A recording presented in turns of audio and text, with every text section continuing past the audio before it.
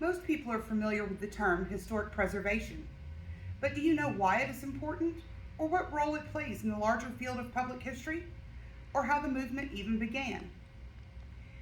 Like the stage props for a play, the built environment serves an important role in the telling of history. It gives context to a story, offers a real connection and sense of place to where events occurred, exemplifies societal and cultural values, and demonstrates building trade techniques and technologies of the era. Americans early on recognized the importance of saving the buildings associated to important events or that were aesthetically important examples of period architecture. But it took over a century for historic preservation to be formally codified in the United States. The historic preservation movement began in 1816 when several historical associations banded together to purchase Philadelphia's Independence Hall in order to save it from demolition at the hands of developers. This effort inspired others to save historically significant places.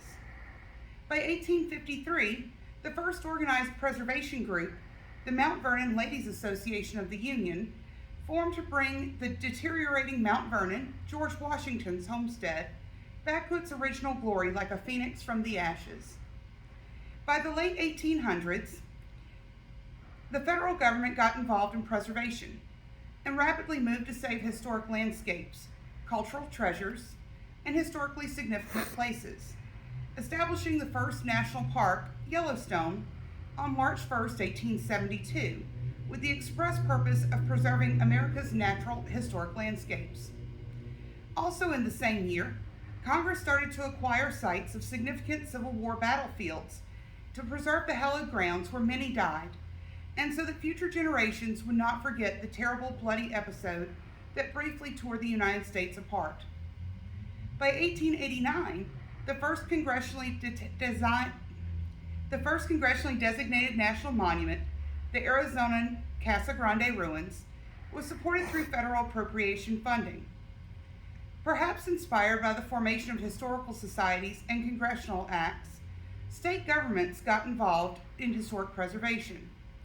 Virginia, the first to formally organize a preservation program, formed the Association for the Preservation of Virginia Antiquities in 1889. Initially, the primary purpose was to save Jamestown Island, the first European permanent colonial settlement founded in 1607, from a fate of obscurity and decay. However, the organization did not stop there. Before long, the state had acquired an entire portfolio of nicely preserved properties. And although the organization went through several changes over time, it still exists to serve the same original purpose today. In 1906, the first federal protection law, the American Antiquities Act, not only established the first national historic preservation policy for the United States, it also gave the president the power to declare national monuments on federally owned or managed land. Although this responsibility to add or to declare new monuments or parks typically falls to Congress. Just 10 years later, the National Park Service was founded to manage these federally owned and managed lands, monuments, and resources as part of the Federal Department of the Interior, and today manages the preservation program nationally, including the formation of standards for restoration and rehabilitation of America's historic resources. Colonial Williamsburg, the first and largest restoration and preservation program to preserve an entire town, is today America's largest living outdoor history museum. But that was not always the case. In 1926, recognizing the historic significance of the town, Reverend Dr. William Archer Rutherford Goodwin, with the financial backing of John D. Rockefeller Jr., began to restore Williamsburg to its original colonial state, starting with the purchase of the historic Ludwell Paradise House. What began with the restoration of one house is today an entire village of 88 original restored and several other historically accurate replicas of various buildings. Although its primary draw is tourism, there is a flourishing historical scholarship program that engages in regional and colonial study. The fact such a large-scale project could not only be completed, but enduring to this day, certainly influenced the creation of modern historic districts and certified local government programs that put an emphasis on saving local historic treasures. In fact, in just a few short years after Williamsburg Project began, Charleston, South Carolina, and New Orleans, Louisiana were two of the first cities to form historic districts that, through zoning ordinances, sought to save their historic buildings. Today, the majestic homes surrounding Charleston's Battery Park and the Old French Quarter are thriving areas of modern cities that still feature the beautifully constructed homes and businesses built by early citizens.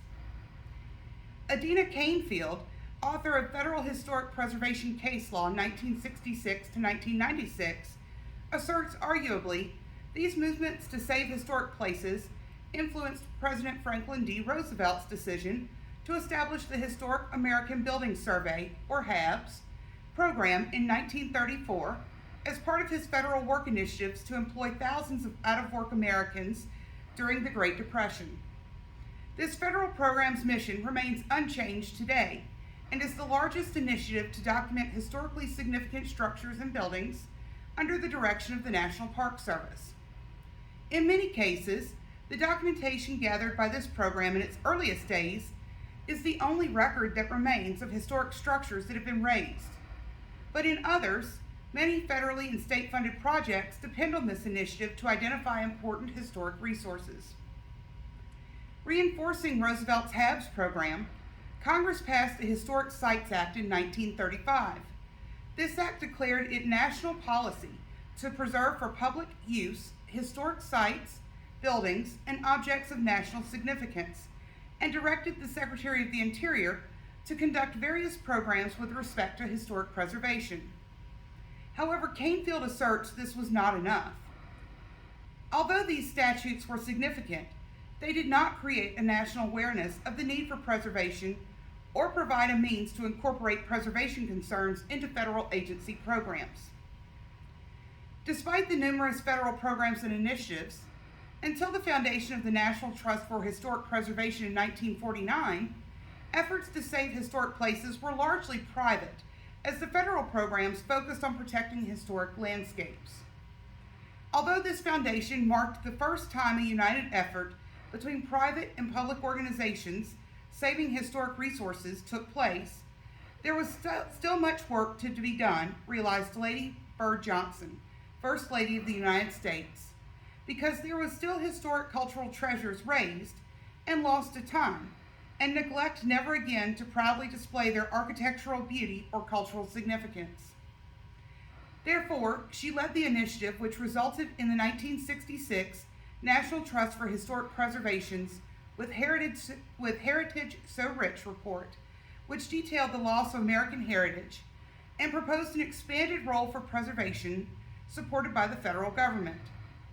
These recommendations led to the National Historic Preservation Act, NHPA, of 1966, undoubtedly the most important historic preservation legislation ever passed by Congress, which federally supported the creation of historic districts, such as New Orleans and Charleston, provided federal funding pathways, encouraged the establishment of the state historic preservation offices, established an advisory council on historic preservation, and defined how federal preservation programs would rely on the voluntary cooperation of owners of historic properties and not interfere with private ownership rights. Additionally, the NHPA, through newly created state historic preservation offices, allowed for a renewed inventory of historic properties, similarly to Roosevelt's HABS program, established the process to nominate properties to the National Historic Register, and provide education to both professionals and the public. The NHPA also established the Section 106 review process, which aims to prevent damage to any historic resource located on federally owned or managed land. This process mandates a survey prior to any work on that federal land that identifies historic properties or landscapes and the potential impact such projects would have on these sites. Since the groundbreaking 1966 Historic Preservation Act, revisions have strengthened the legislation and other laws, such as the Native American Grave Protection and Repatriation Act, or NAGPRA, National Environmental Protection Act, or NEPA, and many others that aim to protect and enhance the nation's cultural environment and resources. The professional landscape also changed and allowed for historians to take a more active role in cultural resource management, step out of academia, and advocate for the preservation of some of the nation's most important historical and cultural treasures, including landscapes, structures, and buildings. And the public has become more educated about the benefits of historic preservation. In fact, Robert Dattels states, "Today, American society understands the importance of preservation efforts to not only save past cultural resources, but to preserve local character, conserve both environmental and building resources, and to support local economies through tourism and revitalization of formerly vacated areas of town." Today, historic preservation has become a mainstay in American communities. It's supported on the federal, state, and local level, and promoted through Main Street programs in every state and the District of Columbia, the over 2,300 historic districts established in the United States, and thousands of house museums.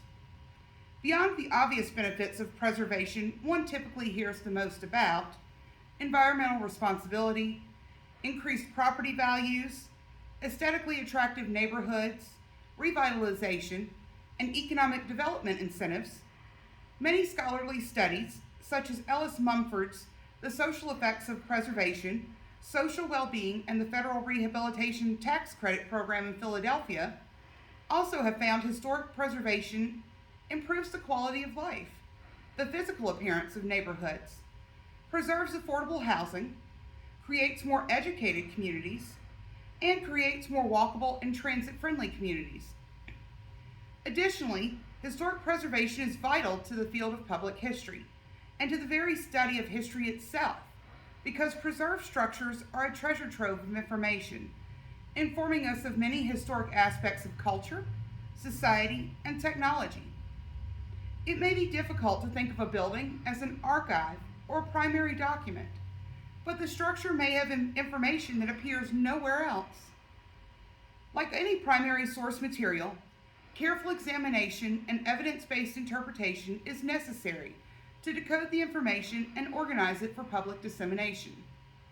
This is where professional historians, especially public historians, are indispensable to the field of historic preservation, because to understand the complete history, the historical story, the ideal preservation of any structure includes not only the preservation of the materials, landscape, and features, but the preservation of the social and cultural histories of those associated with it.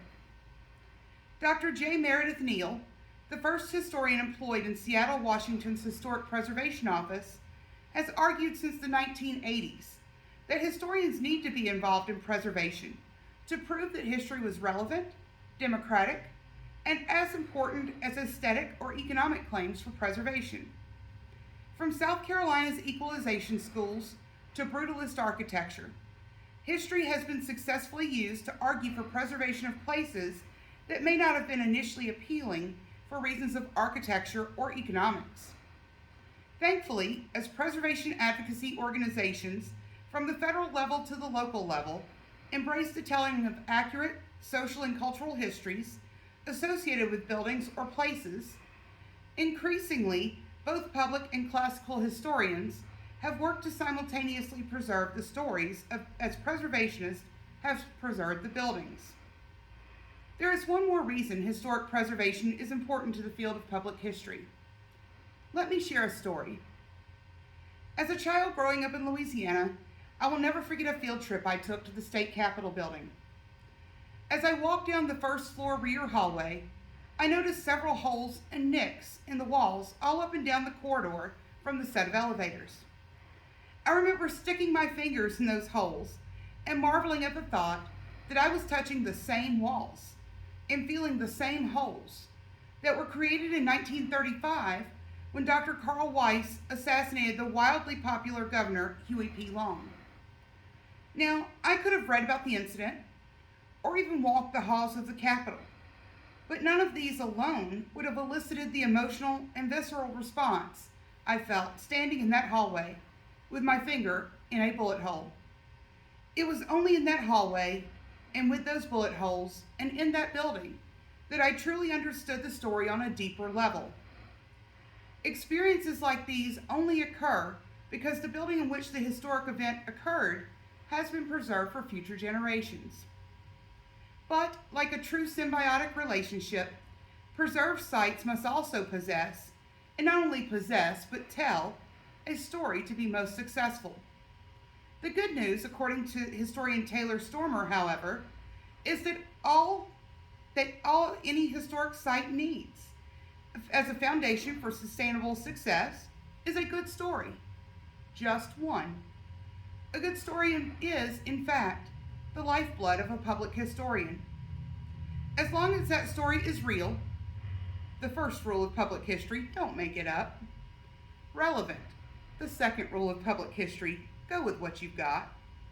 And engaging, the third rule. Freeman Tilden's information is not interpretation. The rest is just details. One must not be creative, but simply inquisitive to uncover the story, because every building, every place, everyone has a story. Our jobs as public historians is to find and tell that story. Let's first look at the power of place, because this is where every story begins. As Bob Dylan once said, the past doesn't pass away so quickly here. Well-preserved buildings are physical reminders of our past, of where we came from, and can often point to where we are going, as many find new use through adaptive reuse. These reminders substantiate the story of a past that is filled with struggle, intrigue, cultural conflicts, and heroic resolutions. Even the earliest preservation advocates recognized the power of place in teaching history. But these stories, these histories, do not tell themselves. It is the role of the public historian, therefore, to interpret the stories and disseminate them to a wider audience, which in the field of historic preservation is called heritage interpretation. According to one of the premier preservation texts, the purpose of heritage interpretation is to enrich the experience of visitors to historic sites and bring places, objects, and ideas to life, helping visitors to better understand the significance of the place they are visiting and connect those experiences to their own lives. The most effective storytelling occurs when people are engaged, challenged, and provoked to critically think. Historic buildings are the perfect settings for heritage interpretation because they may evoke powerful feelings that cannot be experienced in any other location. For many, the immersive experience in an authentic setting, combined with an evocative story, is the most effective way to learn history. And in today's world where museums, historic sites, and other public history institutions struggle to compete for the public's attention, these authentic experiences offer something unique that, if done well, are tremendously successful. This means that, like any good story, certain elements must be present. We now know that with a well-preserved building, we have our setting, our place. Now, we need animated characters. And to clarify, I do not mean cartoon animation. A strong plot line, and some mild suspense to pique curiosity. Our story must remain accurate and true, supported by historical evidence and interpretations. The story must be interesting, relevant to the modern world, and connected to place in order to appeal to the audience.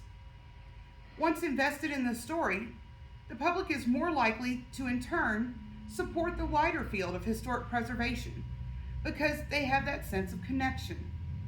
It's a win-win situation for both the historian and the preservationist. Let's recap and sum up what we've learned today. The field of historic preservation began as a grassroots movement in the early years of this nation's development and blossomed into a federally codified program that today is also implemented in state governments and most local municipalities. It is also a critical aspect for economic development, job creation, environmental sustainability, cultural and social history, and the field of public history. Without the field of historic preservation, the larger field of public history would not be the same. For true preservation is not only saving the structure, but saving the history associated with that building. Indeed, the two fields work hand in hand to achieve a dynamic role in sharing national, regional, or local history with the public that otherwise could not be achieved without the preservation of historic structures. Thank you for listening today, and I hope you've enjoyed this video.